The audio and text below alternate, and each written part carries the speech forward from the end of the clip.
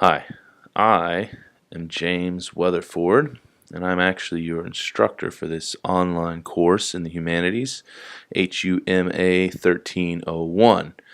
I wanted to give you a brief introduction to the course and kind of hit some main points, let you know what to expect in this 3-week session. In case you did not know, the study of the humanities is not the study of the human form or the human body or the human mind in a psychological sense, but it is in fact the study of the human essence, what it means to be human, why we strive to create and represent ourselves through artwork, literature, philosophy, how we try to find ourselves in the midst of religious understanding, really the pursuit of meaning in every way that meaning represents itself in texts and ideas and artwork, in political structures and societies. All those things are relevant in the study of humanities. In some humanities programs, like the one that I'm working on my PhD in right now, we have 3 categories. We have history of ideas, which includes history and philosophy, and we have literature, which of course includes literature, and then aesthetic studies, which includes dance and art, sculptures, paintings, documentary, film. It's a very broad category in and of itself. And so just so you know, I have a Bachelor's of Arts in the study of religion from Texas Christian University. I also have a Master of Arts degree in the study of the Bible and theology from Southwestern Assemblies of God University in Waxahachie, Texas, and I'm 42 hours into a PhD program at the University of Texas at Dallas over in Richardson. So humanities is my doctoral focus at this point, and in fact I do a lot of studies in Holocaust studies, and I also have a strong interest of literature and theology that we find in literature that may not be intended to be a main theme, but how we can pick up on the way people understand God and how it gets represented in literature. And I also have quite an interest for the history of science, the philosophy of science, and so that's just a little bit about me. My name is James Weatherford. Like I said, I'm married to my beautiful wife. We have 2 dogs and no kids. I would trade the dogs for kids. No, I'm kidding, but we are going to have kids one day. Let's see, other than that, I'm also a missionary and a pastor, and so that's just a little bit about who I am. So really, without going into too much detail about me, I'd rather go into more detail about this course. For one, you might be wondering why I'm holding this, but it's just a microphone. It gives me a better recording of my voice for this video. But just to tell you a little bit about the course, this is HUMA 1301, so that means we cover a period that spans from the beginning of history, basically, pre-classical, all the way back to, let's say, before people wrote, or when they just started to write things down, and then we move all the way up into the Renaissance era, kind of ending at the Reformation. So this course actually ends on chapter 19, and then the second part of this whole course, which is 1302, which is a different class altogether, we begin in chapter 19. So we kind of end on Luther, and we start up again on Luther for 1302. You may not know who Martin Luther is, but he is responsible for basically all of the theological understandings Protestants have. So if you are a Protestant Christian and you have not heard of Luther, you should know more about your tradition. Unfortunately, I think we tend to learn a little bit more about Henry VIII because it was such a highly political move, and we tend to highlight, I think, the English a little bit more than we highlight the Germans. And I could give you a whole bunch of reasons of why I think that is, but that's not really the scope of this introduction. So But I do want to say, just so you know, you do have to have an ebook for this class. It's the Humanistic Tradition, Volume 1, Prehistory to the Early Modern World. It's by Gloria Fierro. You will see a link on the home page of our Blackboard page for this class that will take you to a place where you can purchase this link, not link, but registration code, and you have to have access to the ebook. You can't pass this class if all you have is a paper book. Some students like to get the paper book as well, but you will do your readings online, and you will also do all your assignments for each chapter. Not all your assignments, but a very large portion of your assignments, which will consist of reading quizzes and activities. Those will be done on McGraw-Hill. So if you don't have access to that, you can't pass the class. So do make sure you handle all of this on the very first day. So right now, I'm assuming you're seeing this video hopefully on the very first day of this class. And if that's the case, then I know that you will be getting your ebook by the end of the day. On the first day, we do a few very important exercises. First and foremost, get your book, get your ebook access so you can do the assignments. Secondly, you're going to post to the discussion board, and you're going to introduce yourself, and you're going to do an exercise where you give your definition or understanding of what the humanities are and why we study them based on some materials that I give you and a couple of videos that you can watch other people giving kind of why they think that we study the humanities. And then there are a couple of little brief quizzes that are very important, but they basically will establish that you came to the class the first day. Because we move so quickly, within a couple of days, if you've not had any activity online and I see no signs of life, then I may very well drop you from the course. I don't want to drop anybody, so be active. And I don't know if you know, but I can see every time that you log on to Blackboard, I can see what you do when you're on there. So if I don't see any activity, it's as if you never came to class the first day, and if that doesn't happen, then I have to drop you. So on the first day, we will register for the ebook. We'll do a discussion board exercise. We'll take maybe I think I have 2 quizzes on there. I might have condensed it into one. I have to go back and look. But either way, one's going to cover the syllabus policies that we're going to talk about right now. The other's going to talk about honesty and what it means to plagiarize and how not to be guilty of such things, because you do not want to be a plagiarist. Plagiarists are bad people in the academic world. They wear a scarlet letter.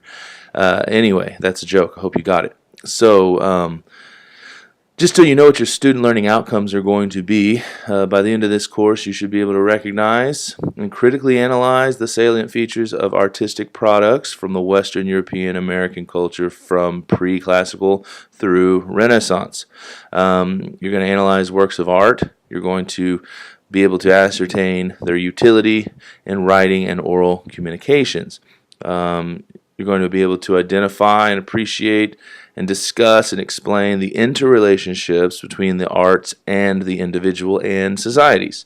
And then lastly, and I'm reading these off your syllabus, so if you find them on the first page there, they're called Student Learning Outcomes.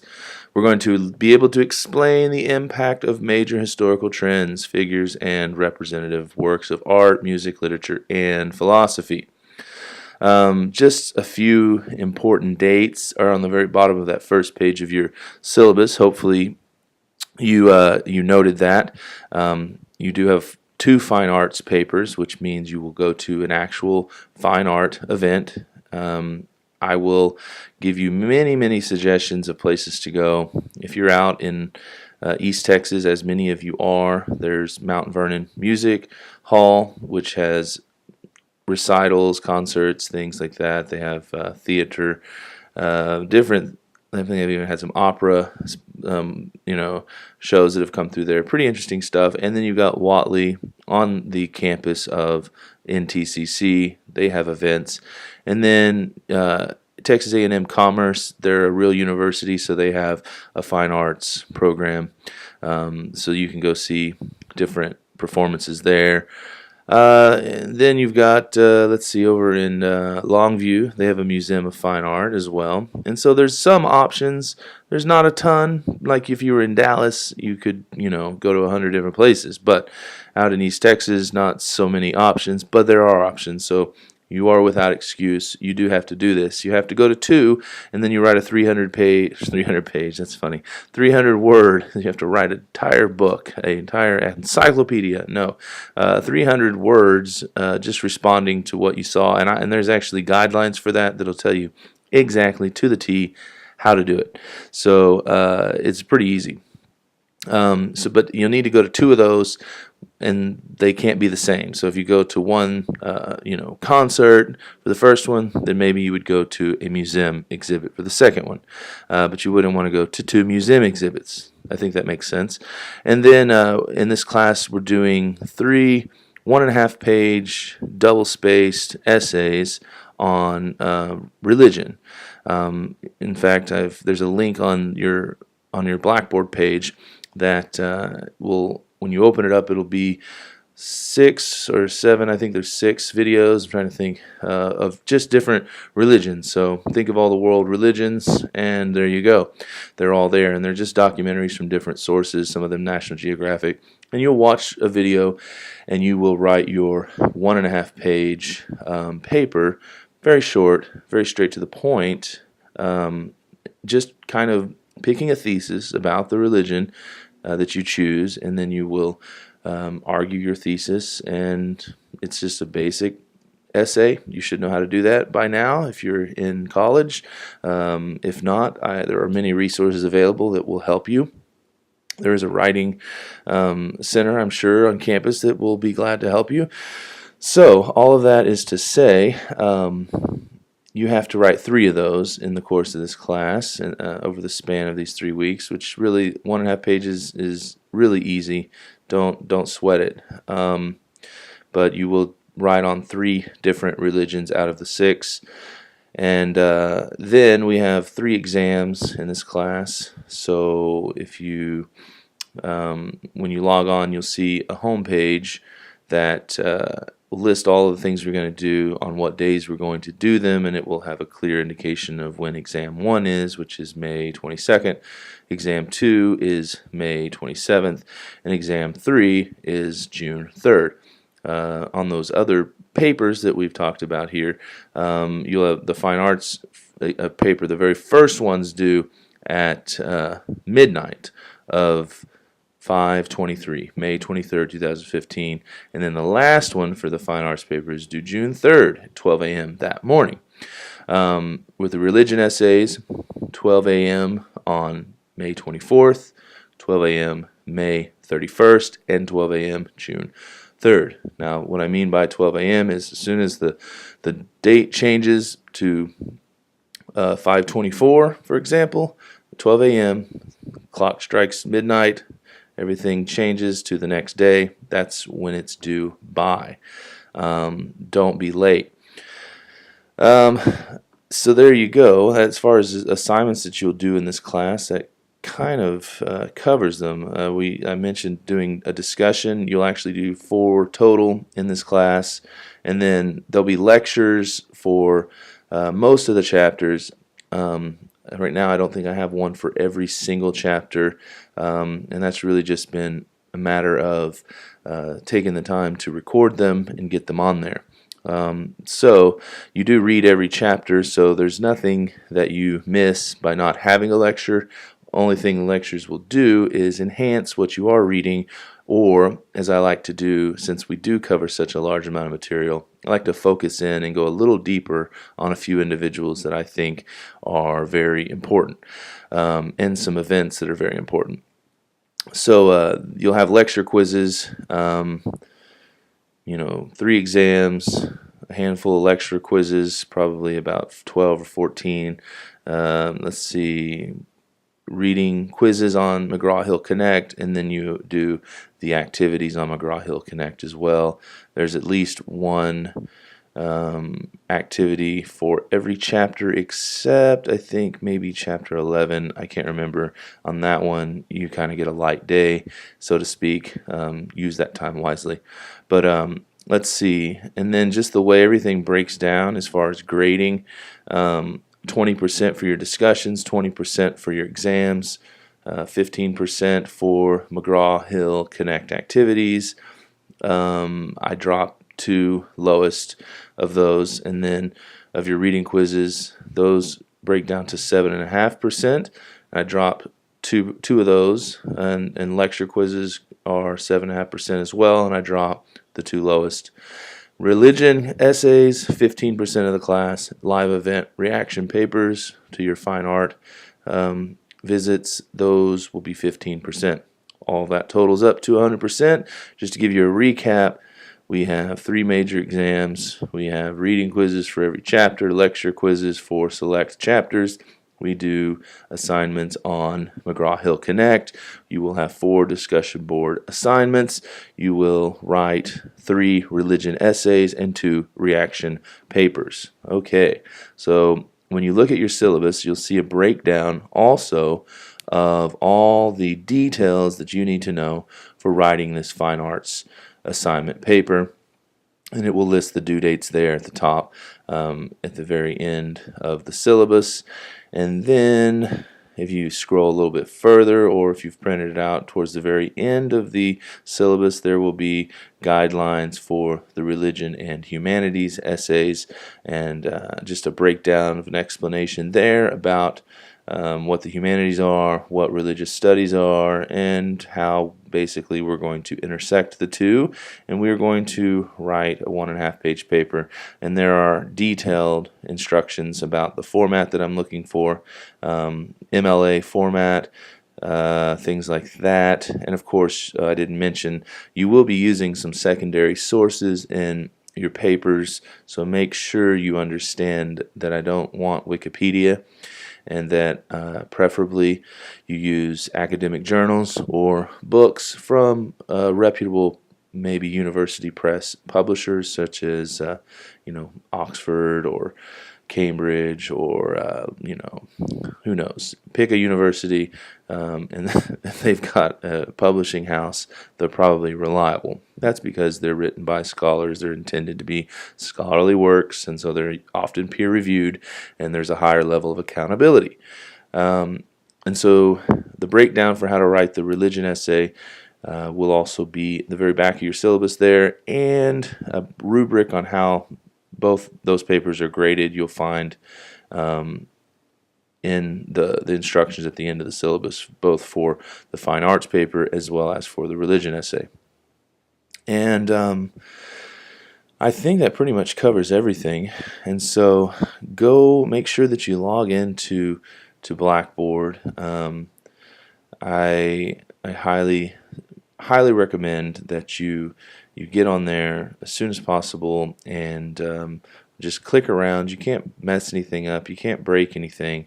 Don't be afraid of Blackboard. It won't hurt you, and you can't hurt it. The way we learn how to use these kind of things, if you're not familiar with them, some folks are not, the way we learn how to use these kind of programs is just to dive into it headlong and just see what happens.